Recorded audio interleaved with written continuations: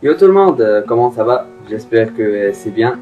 C'est ma nouvelle vidéo où je vais vous montrer comment faire une image ISO à partir d'un CD. Bon, ce CD peut être un système d'exploitation et il va être le Windows 7 Titan qui est installé ou bien gravé sur un CD. On va le rendre un fichier ISO comme vous avez vu dans les autres vidéos pour l'utiliser sur VMware ou VirtualBox. Bon, premièrement, vous allez besoin de ce petit logiciel, CD Burner XP. Bon, ce n'est pas le seul qui nous assure de faire ça, mais c'est le plus facile et vous pouvez l'utiliser facilement, surtout si vous n'êtes pas assez professionnel. Ah bon, moi aussi je l'utilise. Bon, premièrement on va le télécharger à partir de son site web officiel. D'accord. Je vais couper la vidéo jusqu'à ce qu'elle termine. Et bon, comme vous voyez là, c'est le fichier d'installation de CD Burner XP. On va l'exécuter en tant qu'administrateur. Les droits d'administration et comme vous voyez.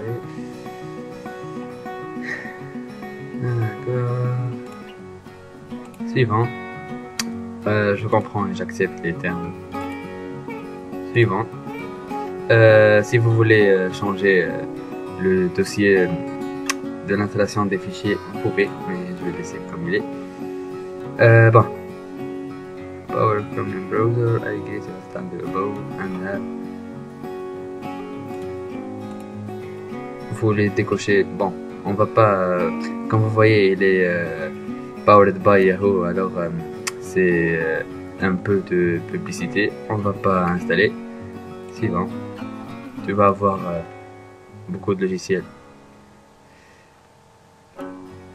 On coche tout. Suivant. Là, vous pouvez cocher pour l'utilisateur actuel. Installer. On attend un peu. Ok. Il va s'exécuter automatiquement et on clique sur terminer. D'accord. Et ben, on a cette interface. On va supprimer ça. Et comme vous voyez là, on a plusieurs choses à faire. Par exemple, les données MP3, graver DVD, vidéo, audio, graver une image ISO. Maintenant, premièrement, on va ouvrir notre lecteur CD. On va mettre notre CD.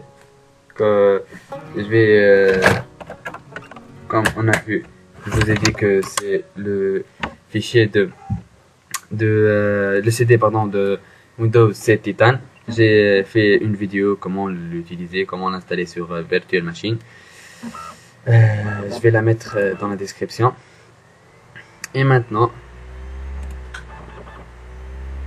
on va voir 7 Titan 32 bits. On ne l'exécute pas, on le laisse. Alors, on clique sur copier un disque. Ok. Là, on le laisse comme il est. On va choisir notre lecteur CD. Mais là, si vous voulez graver d'un CD à un autre, vous cochez là. Mais pour moi, ça va être sur le disque dur pour le rendre un fichier ISO comme vous voyez. On va parcourir la place. Bureau. Fichier ISO. Le nom Windows. Windows 7 Titan. Bon. Et on laisse ISO. Il y a MTS, mais on laisse ISO. Et on copie le disque. On attend un peu. Comme vous voyez là, les fichiers, alors il est en train de les recopier. Temps restant, c'est 9 minutes. Alors on va couper la vidéo et on va copier la vidéo jusqu'à ce qu'il termine l'installation. D'accord. Alors, comme vous voyez, l'extraction de l'image ISO de D vers Windows 7 Titan.iso terminée, et il nous donne la durée de temps. Alors, ok, puis on ferme.